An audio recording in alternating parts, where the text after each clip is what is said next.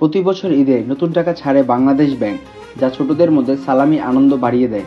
কিন্তু এবার ভিন্ন পরিস্থিতি। পুরনো টাকা বাজার থেকে তুলে নেওয়ার সিদ্ধান্তে বাংলাদেশ ব্যাংক নতুন টাকা ছাড়েনি। ফলে খোলা বাজারে নতুন টাকার বান্ডেল পেতে গ্রাহকদের দিতে হচ্ছে অতিরিক্ত টাকা। টাকার দাম তো আগের থেকে একটু বেশি দেখা যায়। এখন তো নতুন টাকা ব্যাংকে নাই, এই জন্য এই টাকার দামটা একটু আগের তুলনায় বেশি রাখতেছে। গত বছর তুলনায় দাম অনেক বেশি হয়ে গেছে, একটু তো বেশি লাগতেছে। প্রথম আসলাম এখানে, আসার পরে এখানে দেখতেছি যে 5 টাকা নোট এখানে যদি নিতে হয় এক বান্ডিল, তাহলে সেখানে 800 টাকা দিতে হবে। আর আপনার ওই যে 20 টাকা নোটের 10 টাকা নোটের বান্ডিল নিলে 1700 টাকা দিতে হবে। তাদের লাভ 1700 টাকাই লাভ, মানে 1000 টাকা 1700 টাকা। একটু বেশি মনে হচ্ছে। হ্যাঁ, দাম কি বেশি মনে হচ্ছে? দাম বেশি মনে হচ্ছে না, অনেক বেশি মনে হচ্ছে। আগে যেভাবে আমরা নিছি এখন সেভাবে আমরা পাইতেছি না।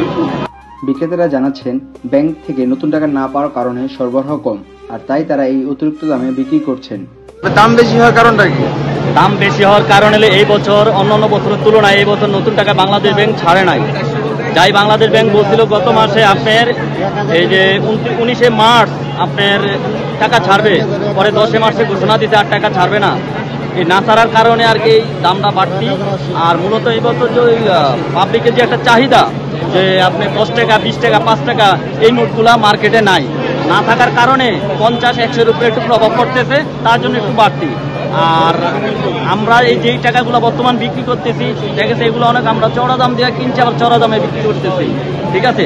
আর বাংলাদেশ ব্যাংক যদি এবার টাকা দিত, বাংলাদেশ ব্যাংক যদি চায় যে টাকা দিয়া ভাষায় দিবে একদিনে, দাম হয়ে যাবো প্রতি প্যাকেট 20 টাকা করে, কেন এটা বাংলাদেশ ব্যাংকে সম্ভব, কিন্তু তারা তো দিচ্ছে না। তবে বাংলাদেশ ব্যাংক জানিয়েছে, মে মাসের শেষ দিকে নতুন নকশার টাকা বাজারে আসবে এবং তা সকলের জন্য সহজলভ্য হবে। নতুন টাকার দাম বেশি হচ্ছে, এবার তো বাংলাদেশ ব্যাংক টাকা দিচ্ছে না আমাদের, ঠিক আছে। আমাদের প্রতি বছরই বাংলাদেশ ব্যাংক অ্যাভেলেবল টাকা দেয়, আমরা ওই টাকা এখানে ইনভেস্ট করলে টাকার দাম কম থাকে, ক্রেতারাও দেওয়ার সুবিধা হয়, আমাদের বিক্রি করতে সুবিধা হয়।